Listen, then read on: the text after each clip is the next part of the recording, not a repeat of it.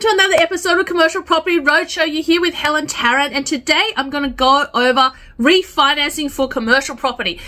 Why you want to refinance, when you should refinance, and really, is it necessary for you to keep going forward in your property journey through refinancing, right? So let's get started.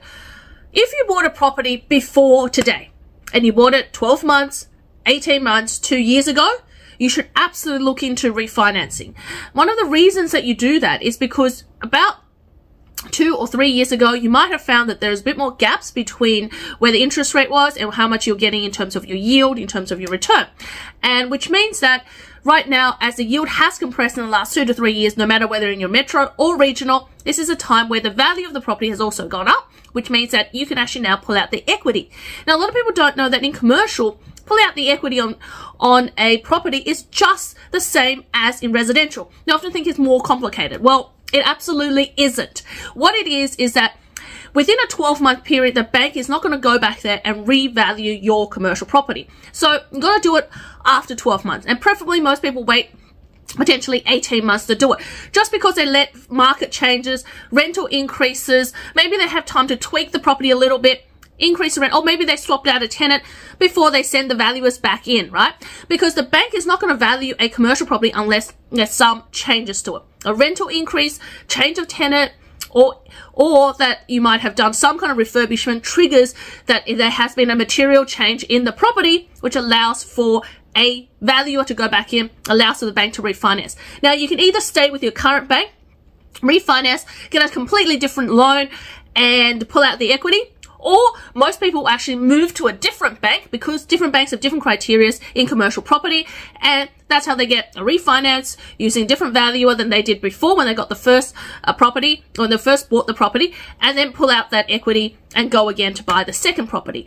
Now, how does that work? Now, for example, if, say, 2 years ago or 3 years ago, you bought a property for $1 million and you were borrowing 65% for lease stock. Now, lease stock loans are based on the lease itself. So the lease on the property has to be able to service the debt, so that the mortgage on the property, in order for the bank to lend you the money. It doesn't test for you for servicing, doesn't look at your assets and liabilities.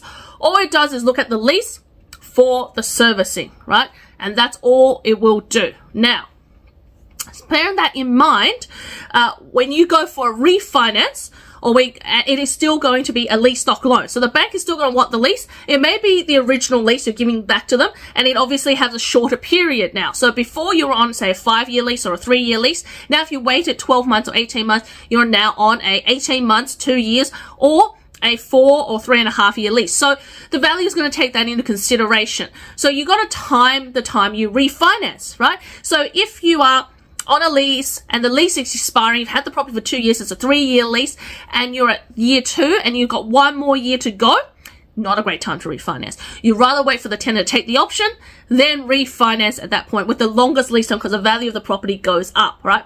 But if you are in a 5-year lease and you're 2 years into it, by all means, go and refinance, because there's still a long period in the lease that is still left and still considered quite secure by the banks, right?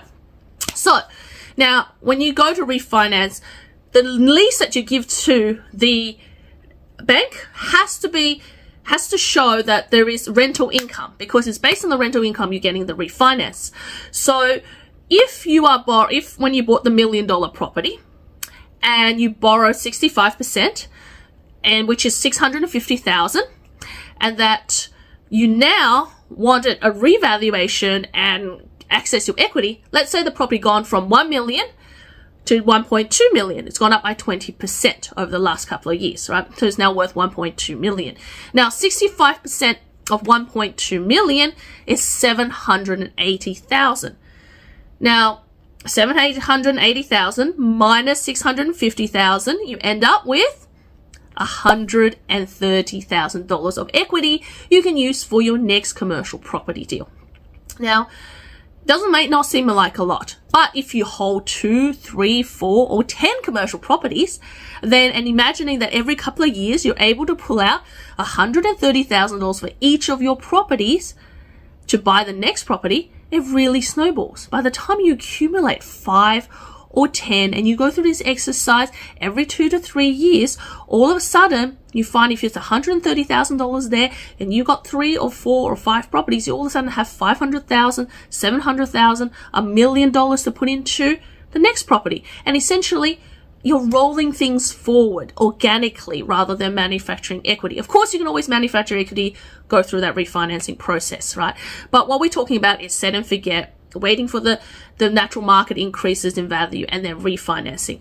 So the $780,000 you want to pull out of this property or refinance because it's now worth $1.2 million, you got to make sure that your lease and the income coming from your lease actually will service the new debt. Now, that will often be the case if in the time you had the property, you've taken care of the property, the tenants paid rent on time, they've also had rental increases.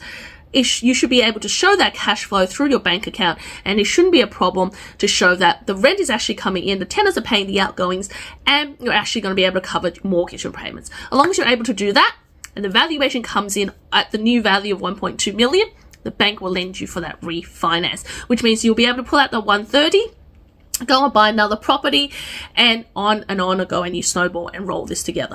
Of course, the idea is to accumulate as fast as you possible so that every time you can refinance, you pull out more money, go and do the next deal, because nothing makes up for lost passive income, lost rent, or potential capital gains, right? So you want to recycle that more and more.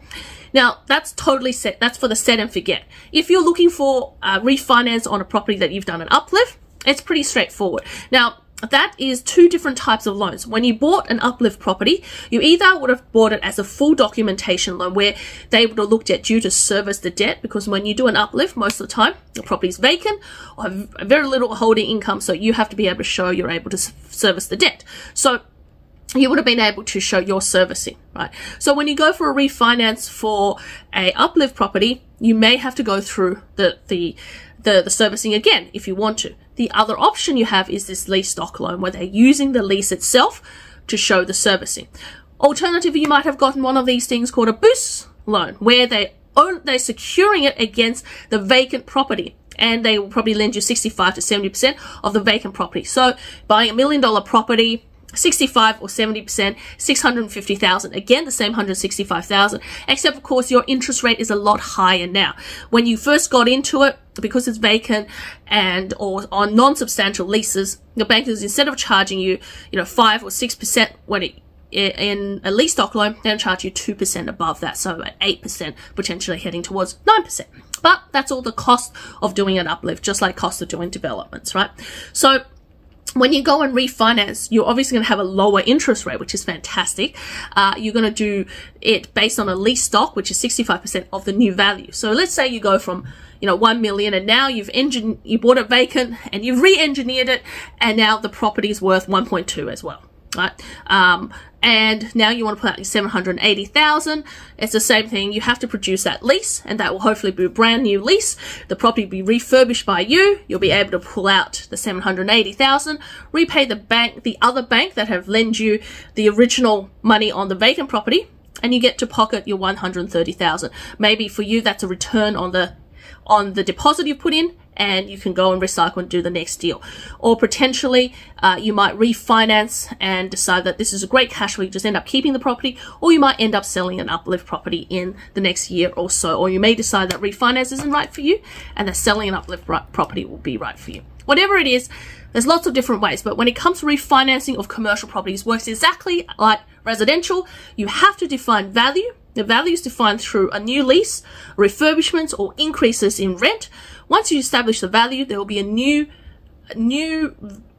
market value to the property. So once you establish those 3 things, new market value is defined on the property. A value comes in, values the property based on changes of factors, and also comparisons, obviously, in the market. Say next door, around the corner, similar type of tenants, similar type of fit out, and they'll value the property. And then once it's been valued, the bank will accept the valuation, and then they will give you the money. And then you'll be able to take the money and buy again, which is always a great thing when you're able to buy again, right? So on that note, if you're looking at refinancing commercial property, or you currently have commercial property and you don't know whether you should refinance, how to re-leverage, or how to put together your portfolio, or actually just leverage your portfolio better, email us, Helen Tarrant, at Unicorn Commercial Property or Helen at commercialpropertycashflow.com.au. Email, reach out to us. Let us help you reorganize your portfolio so you get better cash flow, better growth, and that is sustainable for the long term. So in the meantime, hit the bell, subscribe, and I'll see you in the next video. Bye for now.